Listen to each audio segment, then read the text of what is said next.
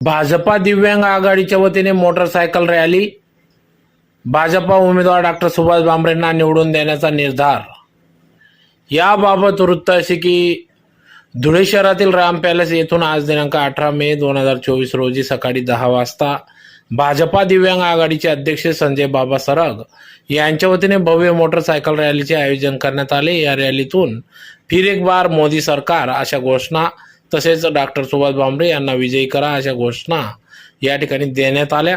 तर येत्या 20 मेला भाजपा उमेदवार डॉक्टर सुभाष भामरे यांना प्रचंड मतांनी विजयी करा असे आवाहन या रॅलीतून करण्यात आले। तर सदर ही रॅली राम पॅलेस येथून मनपा मार्गे साक्री रोड वर रॅलीचा समारोप धुळे शहरातील सुवर्णकार भवन या ठिकाणी करण्यात आला। तर या रॅलीमध्ये मोठ्या संख्येने दिव्यांग बांधव मोठ्या संख्येने उपस्थित होते।